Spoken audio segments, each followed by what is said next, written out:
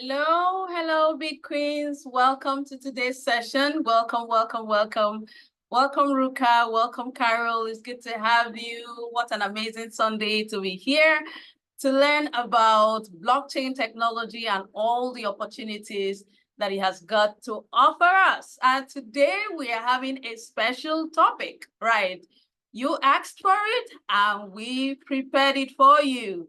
And it is practical steps to researching tokenization projects on the blockchain, right? So you're welcome, welcome. Please go to the community, let the women know that we are live. This is not a topic anyone should leave out because this is really very important. I mean, what are those things you need to look out for when you are researching a tokenization project? It's really very important. Yes, so this is not the time to stay back. This is the time everyone should be available to learn the techniques, to learn about the tools, to learn about all the necessary checklists you need to have before investing in a tokenization project. I'm so happy that we're here today. So without wasting any more time, I'm going to pull up my screen now so that we get right into our conversation. Welcome, welcome, ladies. I'm always excited. Please let me know if you can read my screen. Okay, yes, Ruka says yes, I read your screen.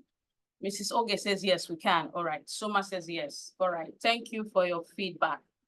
Okay, so let me tell you a story.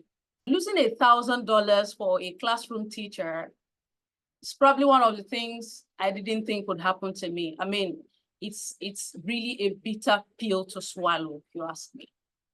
That was 2018, and I had just started off my blockchain journey. And as a primary school teacher, I didn't really earn much. Yes.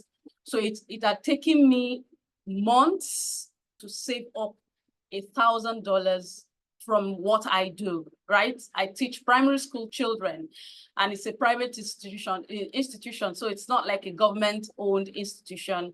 So the pay was not so robust. But I had to make do with what I was given, and because I loved the job and I loved the kids. So 2018, sometime around November, a friend of mine called me up to say, Christy, there is a program I want you to attend. It's actually about Bitcoin. You will love it. That was the first time actually I heard of the word Bitcoin or anything about blockchain. It sounded new, it sounded like something maybe I'll be interested in. So I went for that event. And in that event, it felt like I was getting more and more confused because I didn't understand anything. But the only thing I heard and understood that made sense to me was there was opportunity to earn more money. And for a primary school teacher who didn't earn much, of course, you would understand that that sounded like music to my ears. So I wanted to learn more. I wanted to know what I could actually do to improve my finances.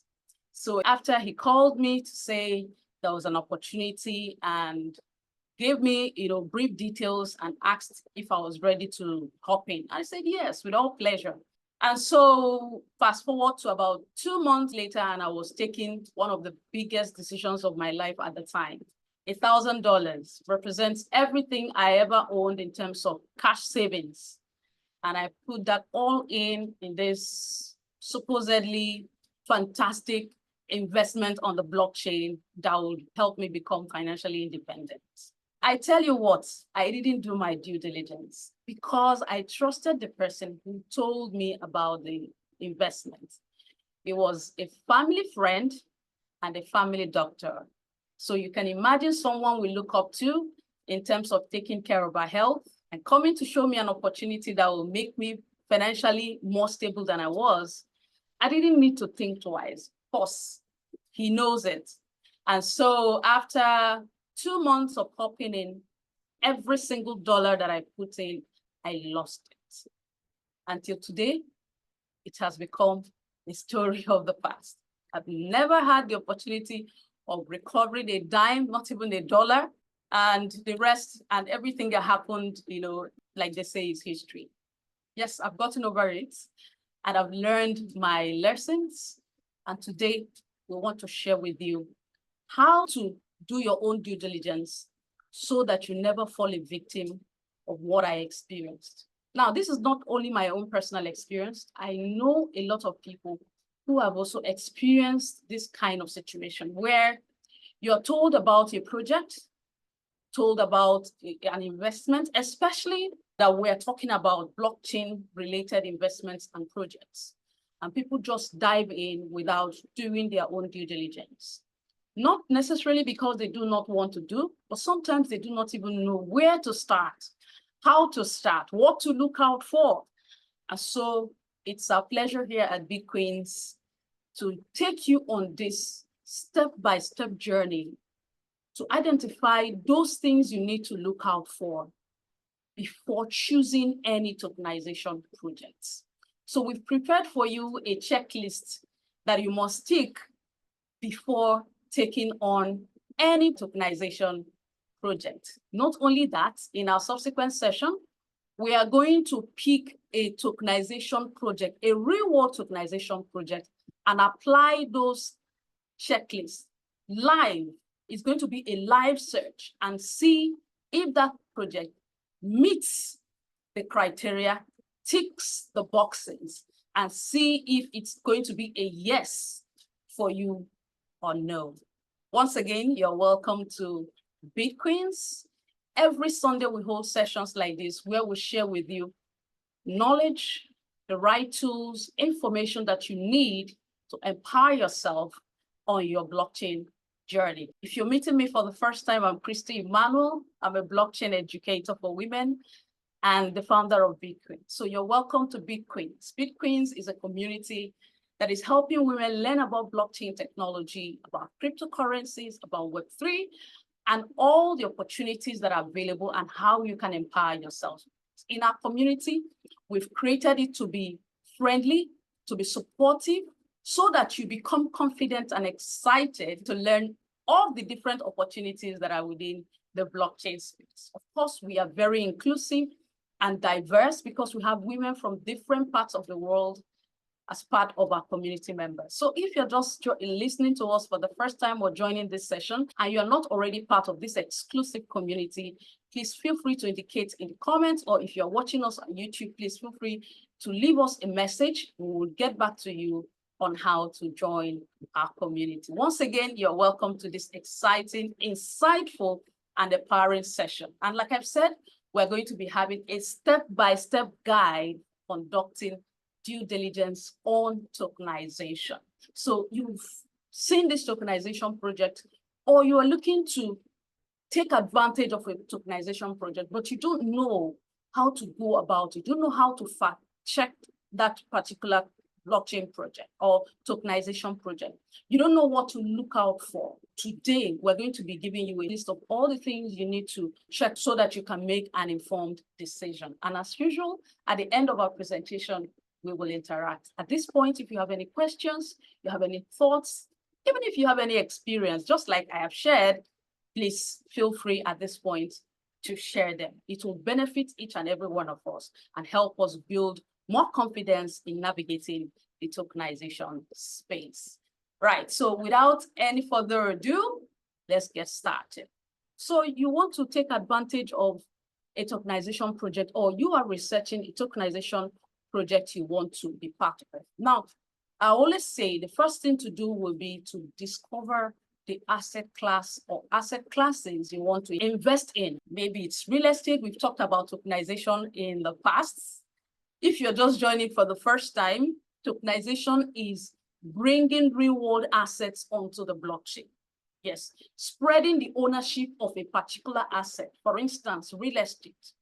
You bring that real estate onto the blockchain, and then you decentralize the ownership, meaning that more people can now own that one asset through tokens. Each participant holds tokens that represent part ownership of that asset according to the level of their investment or participation.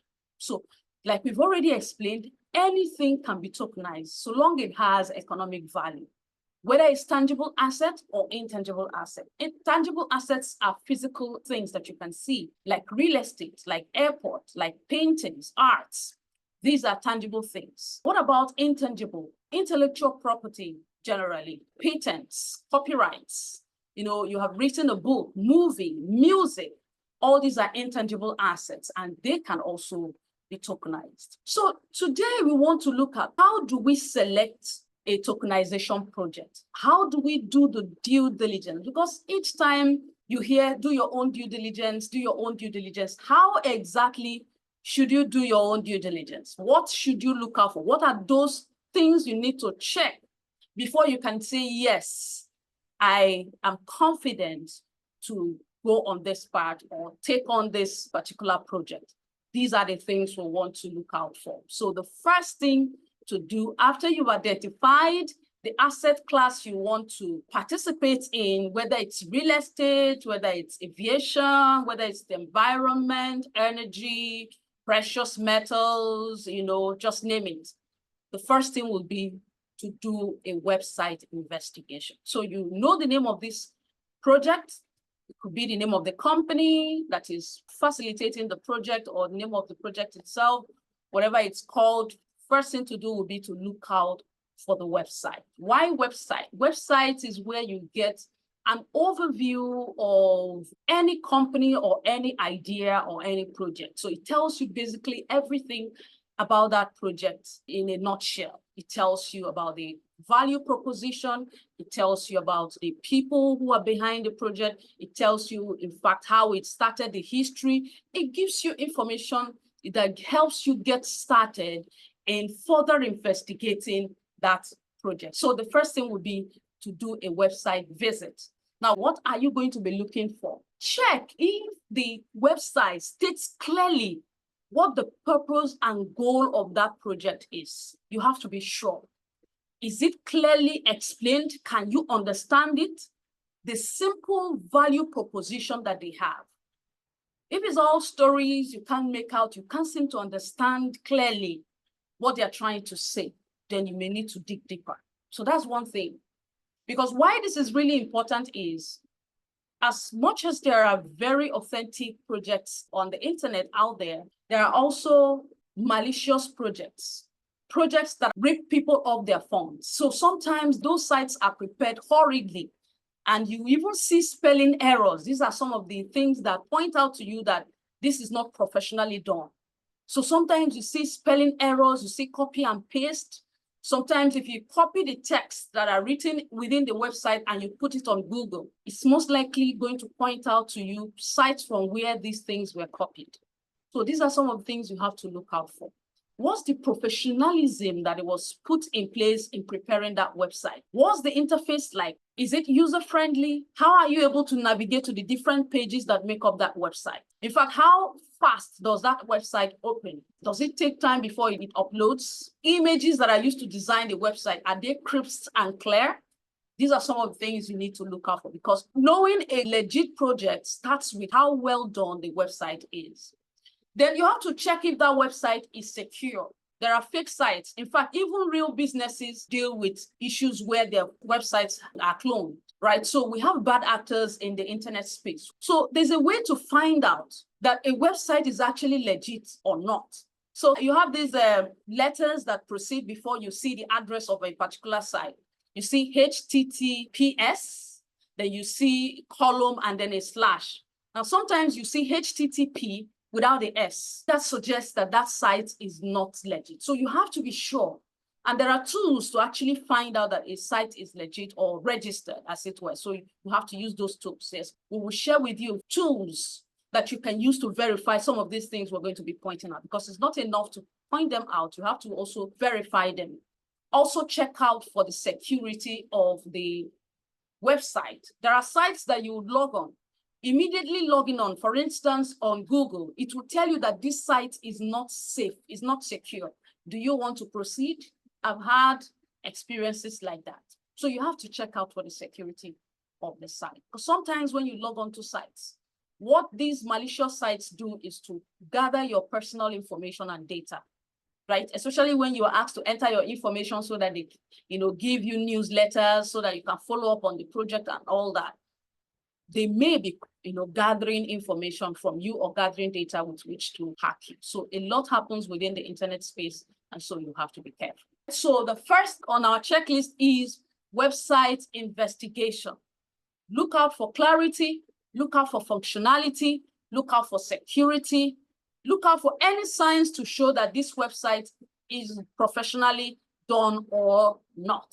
So once you're done with that, the next thing to do will be to look for the white paper. When you go to that website, you are probably going to see different pages, maybe about me page, our projects, what we do, meet our team, our contact. You're probably going to see the social media handles and all that.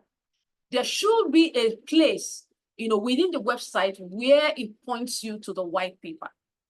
I'm sure some of us have gone to the store sometime to buy something, one thing or the other, maybe a brand new phone, a television, a computer, and all that. And most times when you buy these new things, they come with a manual, right? What does the manual do? The manual lets you understand the workings of that particular device or item that you have purchased. That's exactly what the white paper is. A white paper is a technical document that tells you everything about that project that you're investigating. So that white paper tells you the vision, the goal, the roadmap, the technical details, the blockchain infrastructure, what the tokenomics is, what the value proposition is, what they're trying to achieve. In fact, a well-detailed white paper even goes to tell you the solution they are solving and even what is obtainable in the market at the moment. So what's the level of solution that is available and what are they doing differently that will make you, because it's more like a pitch deck, right? White paper is very important. In fact, you should not take on any tokenization project if you've not seen the white paper. It opens you up into the train of thought of those behind the project. It could be very technical because some of us are not so technical. You may employ those who understand technical terms to help you do the due diligence in this regard. There are tools also that help you interpret documents, but it would be nice to have somebody who understands this technical parts of blockchain technology to help you interpret some of these things. And if it requires that you pay some money to do that, please, by all means do. Remember, anything you invest in doing due diligence is a gain for you, because if you get it right, then you're on your way to benefiting from that decision. So what should you look out for? How easy is it for you to understand the white paper? Yes, is it well structured? Are there typo errors? Because I tell you what, preparing a white paper sometimes is not even a big deal. If it's a project that is not genuine, they can do some copy and paste. So you have to check out how it is structured, right? How the white paper is written, the professionalism that is attached, the way information is broken down. Check the technical details, of course, the tokenomic, the long-term goal. So you have to look at all these things before getting on to the next thing. You also have to see when that document was first written and when was the last time it was updated. Because I tell you what, these projects are not cast in stone. I mean, there's always room for improvement. And so when improvement comes, the natural thing to do is to go back to the white paper and update it. So if a white paper was written, say, 2021, and we're now in 2024, does it mean there is nothing new that has happened that requires the technical team to update it in the white paper?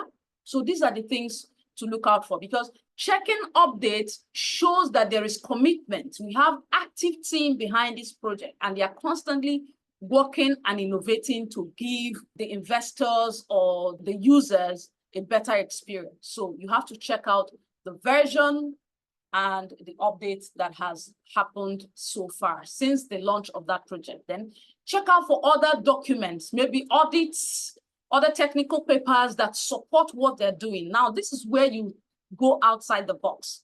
Remember, you're focusing on a particular project. So they've told you what they want to do, what they want to achieve, the goal, the solution they are providing. This is the time for you to now go outside the box to say, what these people are even proposing, is it possible at this time? Are there companies doing similar stuff? Can I find articles that I can read up that support what they are saying? Are there audits that have been done in the past that supports this train of thought or this solution they're trying to provide? Maybe some of the part of the project might be futuristic, but at least there will be definitely documents that support some of what they're already claiming they are going to do. So you need to verify and collaborate everything or almost everything that you find within the white paper. And most times when you go to the website, you see where it is. It will tell you, put your email so that we send you the white paper, or they can even ask you to download it directly. So you don't even need to give your email to anybody. Just click it, it downloads as PDF, and you can save it in your computer or on your phone, and then you can study it. The next thing to check would be the community. So social media presence is very important. I mean, we can't overemphasize this in this day and age where everybody is seeking attention. Everybody wants to be known. So it's going to be a red flag that you are investigating a project or a tokenization project and they have zero social media presence. I'm sure if it's a site that is professionally done, then you will definitely see links that send you directly to the official handles of this project you're trying to investigate. Twitter, Instagram, YouTube, LinkedIn, you just name it, because you want to also know if there are people who are already part of this project, if they've built a community already, and how is that community playing out? Is it a community that is actively engaging? Are the project managers or team members or project owners engaging the community? And how is the community reacting? You have to find out to see if that activity is going on. What's the size of the community? And what's their sentiment? What are they saying? Are they happy? Are they complaining? Are they giving feedback? Are they supportive? These are the things you have to check. So most tokenization projects and of course, blockchain projects are very active on Twitter. So it's one place you want to be. So if you're listening today and you're not on Twitter, Twitter is now X. Do yourself some good, create an account with Twitter and follow handles where they give blockchain education. BitQueens is one of them. You will also find other handles of even influential blockchain personalities, right? People who understand this, who are speaking about it, who are always enlightening people. Do yourself that good. Be on social media and hear what other people are saying. I tell you what, you're going to be learning a lot. How regularly do they update their social media handles? Is it a case of the last time they posted was 3 months ago, 5 months ago? You want to see, are they showing you the progress they are making, the milestones they are hitting? You want to be sure of all this information, right? You investigate, you click the page, you scroll down and see all the activities, the things they've been posting about, and how people are reacting. Remember, this is a due diligence for a project you want to take advantage of. And so you must not delegate it to anybody, at least not this part, because you have to understand the train of thoughts. You have to understand how the community members are reacting, how they are engaging, what they are saying, the feedback they are getting, and how they too, the project owners, are reacting. Are they responding to inquiries? Are they taking into consideration the feedback that the community is sending? Or are they outrightly ignoring the community members or deleting comments that may not favor them because they do not want such comments to show that they are not serious? These are things you need to find out. And you can only do so by going through their social media handles and see what they've been doing and how the community has been responding. That's team responsiveness. How do they respond to tickets in case you do some support or someone is making an inquiry? How quick are they to responding to your inquiry or the feedback you have given them and all that? So these are the things you need to check out for. So the next will be to check the team. But before I do that, please, if you are getting value, please go to the comments and share. If you are getting value, please go to the comments and let me know. I want to be sure that you're still with me. You're listening. Welcome, Carol, I see you. Enebeli Ruka, I see you. Please go to the comments. I want to know that you're still with us. What was the last point I mentioned? I want to be sure that you're listening. This is a very important class. I don't want anybody missing out on the valuable points that we are sharing. Welcome all those who are just joining us. If you're just joining, we are talking about due diligence on tokenization projects. We are looking at checklists, what to look out for. Yes, thank you, Ms. Oge. She says social media handles. Correct. We need to go to social media. That's where we are. Go to their social media and find out. In fact, check their website, see the authentic social media handles. Don't just go there looking, randomly. Go to the website. That way you will land on the correct social media handles. Correct. Thank you so much for your feedback. Carol says check their website. Yes, thank you.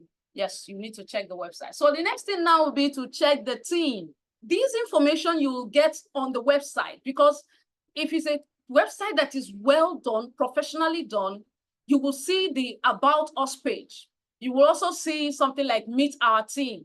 So when you see Meet Our Team, click there and then examine those behind the project. So there you can see if it's an elaborate site or project or one that is done, with the intention of giving you all the information that you need. You will even see their picture, their faces. You will see the CEO and founder, maybe the CMO, that's Chief Marketing Officer. You can even see the blockchain developer. This will even include their legal advisor. It will even include, their technical personnel. You will definitely see all that information and you want to verify who they are. So you can even check them out. You see their names, copy it, put it on social media. You can check them out on Twitter. You can check them out on LinkedIn. Go to LinkedIn especially, because that's where professionals profile themselves adequately, fully. So there you can see the team behind the project, see what projects they've even executed in the past, and if they executed it successfully. If yes, it's a plus. If no, why did they abandon it? You need to get all that information. So you have to do a background check. You can even know where they are from. Check for their expertise. Do they have expertise in the solution they're trying to provide? Do they have background in blockchain, for instance? Do they have a background in technical analysis? The CEO, what businesses has he done? Does he have a background in real estate? For instance, if it's a tokenization project on real estate, you need to have all that information. What skills and experience do they have basically behind them to be able to pull this project? So you have to find out. Check also, like I've said, the delivery of different projects in the past. Was it successful? If yes, that's a plus. If no, find out why. Or if that project has metamorphosed into the new one that you are investigating, because there are situations where projects kick off, but along the way, they hit a bomb or, they take a break, maybe most likely because the path they are following is not longer making sense, or the value proposition is not as solid as, they would like it to be able to compete with others. And so they might, stop the project, rebrand it, and start again. Now, this can go in another direction. It could be a project that once failed and they're now rebranding into another thing, so to get the community confused or the public confused. You have to be able to dig deep to know exactly why that project was not completed or the past projects were not successful before hopping in. So like I said, this could be, it's more like a double-edged sword. So you have to be able to find out which it is and make your decisions correctly. Then what's the commitment of these team, behind the project? Are they fully committed? And one of the ways you will know is how they respond to the community, how they frequently update their white paper, how they improve the user experience on their websites, on the platforms that they use, the innovations they are bringing. In fact, how regularly they even hold seminars or webinars, as it were, to bring the community together to help them understand their value proposition, to help them see the roadmap, and of course, even share with the community the challenges that they are facing. Because I tell you what, developing a tokenization project is no easy task. And sometimes they face challenges, they hit bumps, but if the project is genuine, the team has integrity, and they are resolute, they know what they're doing, definitely they'll be able to scale through and keep expanding. So these are the things you need to check out for: commitment of the team to the project. Then the advisors, how credible, how reliable are they? What's the experience they even have in the field? Can they be trusted to lead the team, to the right direction? Because these are people who are supposed to be advising, they're supposed to be looking out for the company as it were. It could even be the legal team, right? These are people who will be in the advisory board. Could be the technical team, could even be venture capitalists. That's those who bring big money to help the project expand. So we have to understand their credibility, their past experiences, how they're able to advise correctly, and all that. So you need to check these things out. Now, this will take a little bit of digging, but it's what the process is, what the time is, what everything you put in to be able to choose the correct project for you. The next will be to evaluate the technology that is being used to tokenize this asset, or any asset for that matter. So we're looking at the blockchain infrastructure. Now, I want you to understand that it is not all blockchains that are designed for tokenization. One of the criteria for a blockchain that is designed for tokenization is a blockchain that has what we call smart chain. So smart chain allows the building of other projects on top of a blockchain. I mean a layer 1 blockchain. So because blockchains are in layers, we have layer 0, we have layer 1, we have layer 2, like that. And these different layers have different functionalities. And these functionalities come together to give the functionality it needs to get, the decentralization it needs to get, the transparency it needs to get, the security it needs to get, and all that. So you have to know the blockchain on which that tokenization project is built. Very important, right? You have to review the infrastructure, like I've said. What is the consensus mechanism that is being employed? If you're hearing the word consensus mechanism means the way and method which transactions are confirmed or verified on the blockchain. Consensus mechanism is the method or mechanism through which verification, validation of transactions happen on the blockchain. So you want to find out, is it proof of stake? Is it delegated proof of stake? Is it proof of history? Is it proof of work? So you have to find out, is it proof of identity? There are different consensus mechanisms. You also want to find out, how do the consensus mechanism affect or impact the rate at which the tokens are created? In fact, you want to know if the tokens are pre-minted or pre-created, that is, they're already produced earlier on. So what you just do is to invest, and you're giving tokens what you've invested. Or the mechanism allows the tokens to be released gradually, regularly. You have to know all this, because all these have impact in the development of the project, and of course in the value and the income that translates for you, who is the investor. So you need to understand this, right? So you want to also assess the innovative features or these unique selling point. That's what they are telling you they are going to do. So how is it different from the traditional alternatives? For instance, real estate. Anyone can go and buy real estate, but the challenge is that if you don't have all the money, you may not be able to play in real estate. So if this company is telling you that with tokenization, you don't have to have all the money or break the bank to play in real estate, here you can see the unique selling point. Oh, so I can actually own a piece of real estate without actually having to have all the money. So you can see the unique selling point here. You need to assess that. See what is different, what is new they are trying to introduce that is different from what you have in the traditional sense. Because what we are talking about when we talk about tokenization is bringing traditional businesses, assets, innovations onto the blockchain so that others too can participate in their ownership and also participate in the value that brings. Okay, so you need to also investigate that. Then you have to also verify the feasibility. What they're saying they are going to do, is it actually possible based on the technical specifications they've given? That's based on what they've written on their white paper and what they're claiming that they're going to do. At this point in time, is it visible? Is it possible to achieve that as we speak? If it is futuristic, then you have to watch their language. If these features they are proposing or the solution they are proposing is futuristic and it will take maybe 5 years to achieve, maybe 10 years to achieve, but they are starting the journey now.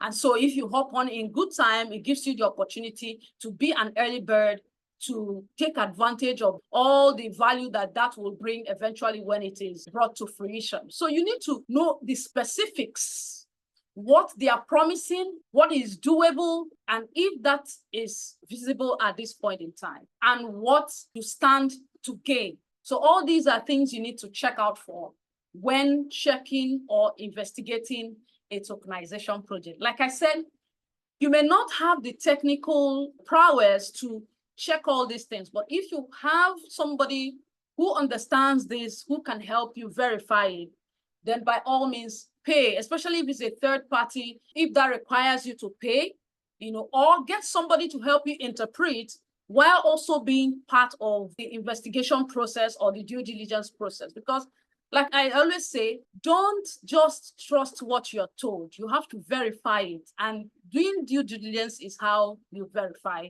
anything you're told. So don't delegate it to anybody completely or take yourself out. Even if I'm the one who is recommending, even if it's your family member who is recommending, even if it's a friend who is recommending, please do this fact checking. Verify everything as much as possible before making your decision. Then this is the last point we're going to take for today, because the checklist is long.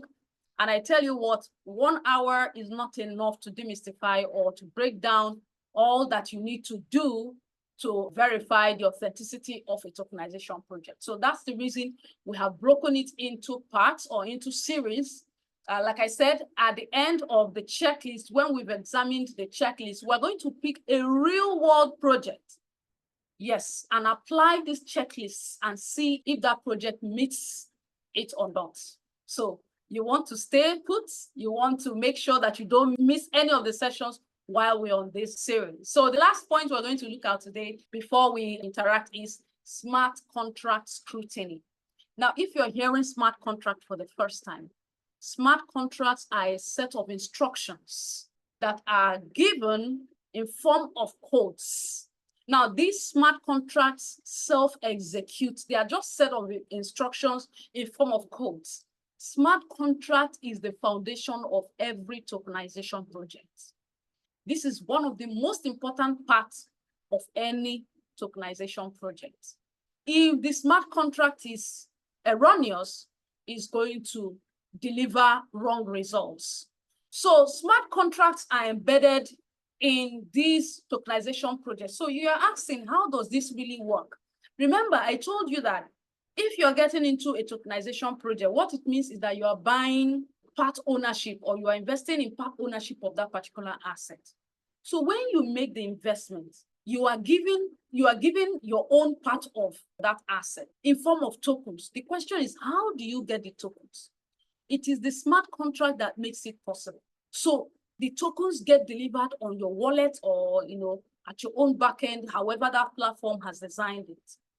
So if the smart contract is erroneous, it means that there is a likelihood for you to make a purchase or make an investment or go into that tokenization without even receiving correctly what you're supposed to be receiving, right?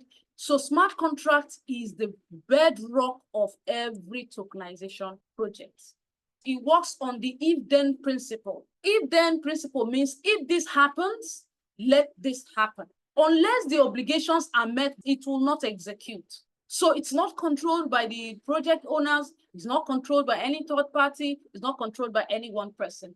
but it's a critical part of the project, and you must pay attention to this. So smart contract scrutiny is very, very important. You want to analyze for vulnerabilities. This is where, you may need a tech person if you're not tech enough to understand these things, because it's written in codes, right? We need to know if this smart contract is foul-proof. Somebody is not exploiting it somewhere. Now, let me share an experience with you. Not my personal experience, but I know this person, somebody who I've been working with for some time. So there was this project we got onto. And so the wallet we were asked to download, we went to Play Store to download that app. We set it up. We copied out our recovery phrase and we, kept it. Everybody did their own thing. And so the company was paying us our returns through that particular wallet. But the wallet itself had a lot of vulnerabilities. And part of it was the fact that there are sites connected to that wallet. It's a normal wallet that you can store your digital assets, right? But it has connection to the internet too. So there are parts of the wallet that you can click. It takes you, connects you to the internet. Now, some bad actors found a way to penetrate that app through that connection. So it's more like an external connection. And so they designed a smart contract, creating fake tokens. So when you open the app and check for updates, normally to tell you to update your app from time to time. So when you update, we discovered that sometimes we just see tokens, different names of tokens that we didn't even know about. And so we just kept discussing, what's this talking about and all that. There's where you will click, it will add it to the list of assets that you can see on your app when you log on. So this friend of mine, who is also a partner and we are together in that community, saw this token and clicked it and added it to the list of tokens or assets that he would see normally when he logs onto his app, not knowing that that token was a malicious token. In fact, it was a smart contract. And what the smart contract was designed to do is anyone who clicks on the token, it automatically unleashes codes, malicious things that will drain every asset that you have. Ladies, I tell you what, it was not a funny experience. He clicked it, he added it. It was exciting. He wanted to explore. And before you know it, he lost every asset he owned on that wallet just by clicking that token that appeared to be just normal token. So that's why I'm telling you that smart contract is a very powerful tool. And we have to be sure that the smart contract beneath that tokenization project is at its best. It is meeting the industry standard. There are no flaws, no security glitches or gaps, as it were. So you have to pay attention. In fact, it was after that happened that we started to investigate. We now understood what happened, where the error came from, where the mistake came from. Some of us who had not even clicked or touched anything, what we did was to even move out our assets from that wallet to another wallet. So even the app they ask you to download, because sometimes these tokenization projects may require you to download apps. Please verify the apps too. Do due diligence. There's this site, they call it Discord. Discord is where you have different projects, people are there sharing experience. That's where you also get to learn from other people's experience. So smart contract is very important, like I said. We need to be sure that the smart contract is foolproof, it's top-notch, it meets industry standard. Then look for any evidence of audit by a third party for that smart contract. Because at the end, it has to be audited to be sure that it's well done, so that it doesn't give the wrong instruction and people are losing their funds or losing their tokens and all that. I've even heard stories where people say, I was gifted certain tokens, I was airdropped certain number of tokens, and then I come to my wallet again, I don't find it. It disappears. There's been situations like that. So you want to do your own due diligence on that level. Now, you also ensure that it adheres to token standards. Have you heard of tokens like ERC20 tokens, TRC20 tokens and things like that? Yes. There are different token standards. So you want to know which one that confirms with and if it's what is obtainable in the industry. Then confirm the smart contracts functionality, whether it tallies with what the white paper is saying, what they say they are going to deliver. If you buy so value, what is the number of tokens that will be given to you? So what's the roadmap and how is it going to eventually appreciate in value? and things like that. You need to collaborate all this information while you're doing your due diligence. And does it have mechanisms for compliance like regulation, for instance, KYC and anti-money laundering procedures? You have to be also keen on all these points, because all this will help you make informed decision. And on that note, we come to the end of the part 1 of this checklist of due diligence on tokenization projects. Today, we had these 6: website investigation, social media, smart contracts, blockchain infrastructure, white paper. So in our subsequent session, we're going to look at legalities, regulation compliance, tokenomics, the financials. We're also going to be looking at market analysis, funding, the size of the community, the users, all these you need to investigate. But our list is not going to be exhaustive because there are so many things to look out for. But we've created these ones to help you do the most part and be confident enough to jump into any tokenization project. So I'm going to say congratulations for staying till the end. And we're happy that you are part of this journey. Like I said, in our subsequent session, when we've looked at all the checklists, we will pick a tokenization project, a real-life tokenization project, and apply this checklist and see if that project meets up or not.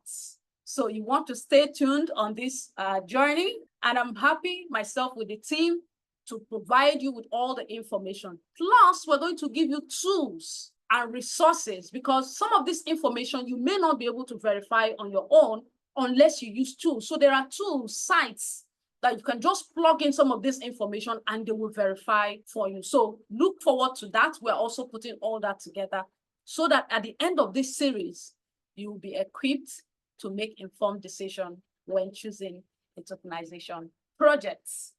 Congratulations, women. And if you're not already part of our community, but you're enjoying the conversation, what are you waiting for?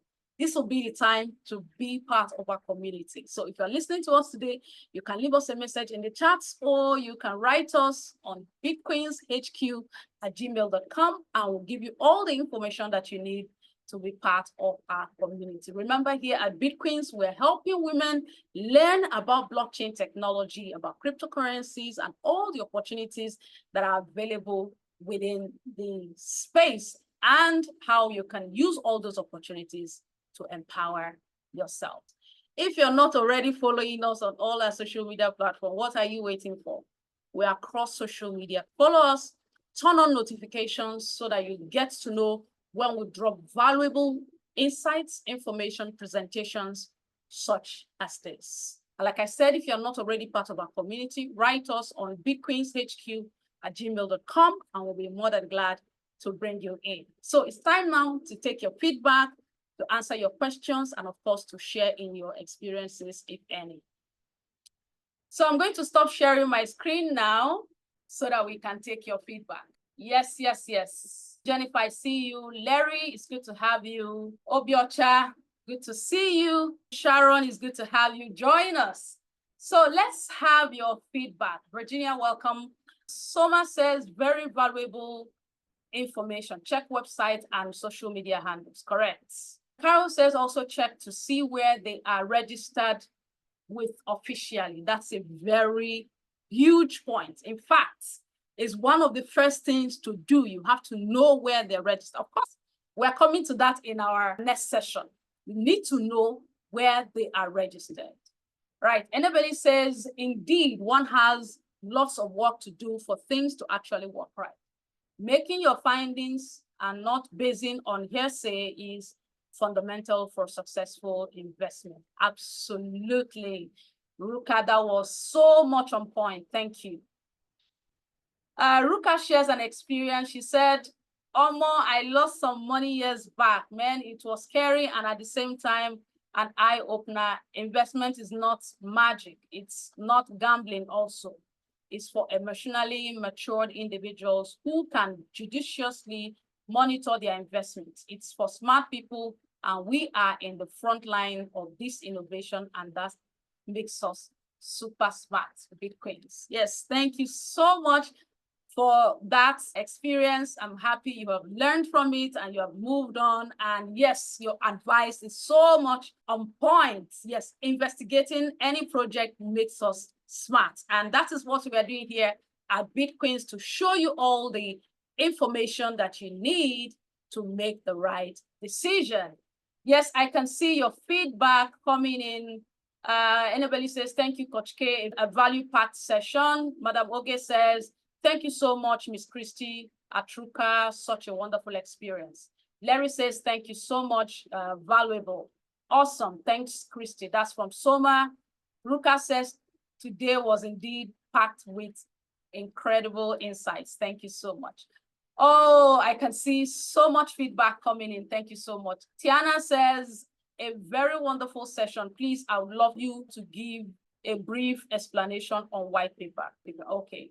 All right. So, Tiana, white paper is a technical document. It's a document, just like when you go to buy a thing from a store, maybe you buy a phone or you buy a TV or your laptop or something, you just, even a blender, blender that you use in your kitchen, it comes with manual, right? That manual helps you understand how that device works, the safety measures you need to apply before using that particular item and things like that. That's what a white paper is. So it's a document that tells you about that project, gives you in-depth understanding of that project, information that you will not ordinarily find on the website because sometimes they are too technical and all that. You find them in the white paper where the idea behind that project is broken down. So you see about the vision, the goal, the mission, the roadmap, what the value proposition is. That is the solution the tokenization project is trying to achieve and how they intend to achieve it. That's where you see the blockchain infrastructure. What blockchain are they going to use? Is it a blockchain that can do tokenization? In fact, what's the speed of the blockchain? By speed, I mean how quickly and efficiently it can verify and validate transaction and data on the blockchain. What's the decentralized nature of that blockchain? You have to also find out. You have all this information on the white paper. What's the security nature of the blockchain? We talked about blockchain trilemma sometime, where we said that blockchains are constantly trying to achieve three things: decentralization, security, and scalability, right? So you want to know how scalable the blockchain infrastructure they're using is. By scalability means when you have more and more value being brought on that blockchain, more users, for instance, more development on that blockchain, can it handle it? Scalability is like you have a road where there are so many cars coming in. Maybe that road was originally designed to take 2 lines of cars or vehicle or traffic. Now, if there are more cars in that community, let's say more people join the community and they're buying more cars, is it possible to expand that road so that we have 4 lines of traffic, meaning 4 lines where cars can follow, thereby reducing, the hitches or the time you spend on traffic simply because the road is not wide enough. So that's what scalability is about. So all that will be contained in the white paper. You also will see in the white paper how long it will take to complete that project. What's the timelines? You are going to see it. What's in it for you as the investor? You are going to see it in the white paper, right? White paper basically gives you an in-depth understanding of the projects and even the team and the projects they've worked on in the past. The certifications that they have will be on the white paper, yes. The documentations they've done, the regulatory compliance that they have will also be contained in the white paper. So they will basically tell you all they've done, where they are, where they expect to be, and what you should look out for, the value proposition for you and why you should be part of their project. You will even see the technical parts, the codes, everything, so that anybody, whether you are a tech person or not, will be able to have a deep understanding of what that project is all about. So that's what technical paper is. And I hope this answers your questions, Tiana. Please let me know. Thank you so much, ladies.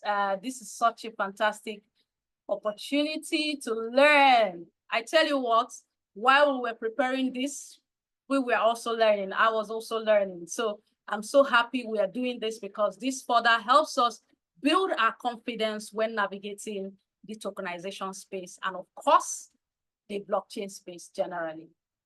Obiocha says, thank you so much, Queen Christy. Really appreciate this opportunity. You're welcome. Yes, Carol, your hand was up a while ago. I know it was, but I'm well overdue in rinsing out the dye from my hair. So I'm gonna go. But Christy, this has been the most, what can I say, basket of valuable nuggets ever on these presentations. And I thank you for bringing it all together. And I wish back in 2021, I knew you. I don't know if you were actually doing this then, but yes, it would have saved me from making absolutely horrendous mistakes in going with the wrong blockchain projects. So hats off to you, Christy, and the BitQueen team, Ruka, everything that you do to educate this area of technology that is emerging and that we can't get left behind in. So hats off to you. Thank you, thank you, thank you. And it's great to see so many BitQueens actually joining this evening's presentation. It was, as I say, for me, one of the best, because everything that you need to know to get started, the overlay is there. So obviously more research, as you talk about, due diligence. So yes, thank you for everything that you do and the BitQueens do. And Ruka, thank you so much for your contribution as well in helping us understand this valuable space. So I've really got to go. So thank you. Thank you so much, Carol, for always sharing your insights with us, for always sharing your experience with us. Yes, we need to keep ourselves abreast of what's happening in this space so that we can always make informed decisions. So what I have learned also in my journey is that the mistakes that we make, sometimes not intentional, form the basis of doing better in the future. Next week, I'm also going to share with you another story, personal story and experience that I have or I had in the past navigating the blockchain space. You don't want to miss that because it's directly correlated to the second part of what we are going to be discussing. So I'm going to be sharing that experience. And like I said, you don't have to experience it yourself to learn. You can learn from other people's experience. So I'm going to be sharing that personal experience with you next session. So ladies, in the absence of, okay, I can see a question. Tiana is saying, please, is there any advice you could give for someone wanting to buy Solana? Okay, Solana is a fantastic project, but don't take my word for it. Like I said, do your own due diligence. So Solana was originally built on Ethereum. Now, if you've heard of Ethereum before, Ethereum is the second largest blockchain project by market capitalization. It came after Bitcoin, about 7 years or so. In fact, it was launched around 2015.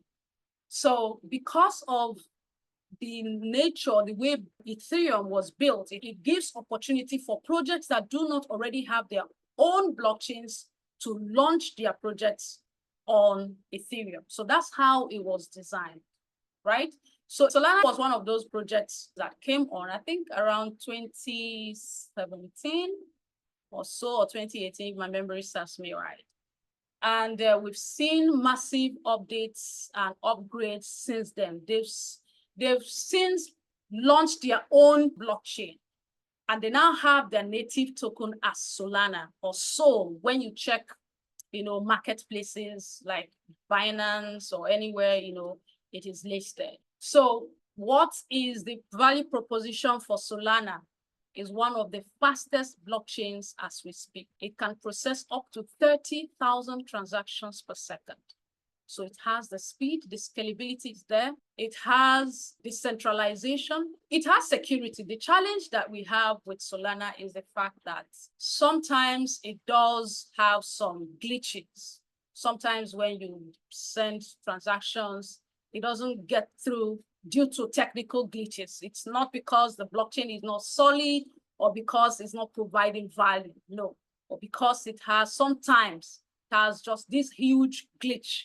But after some time, it's settled and everything goes fine. So from my own personal point of view, I love Solana. So I just want to tell you how it is. I don't want because you already know from what I've said, I have bias because I love the project and I hold some Solana, right? So it's a good project to have in your portfolio. At the moment, it's a little above $120, $130 for one.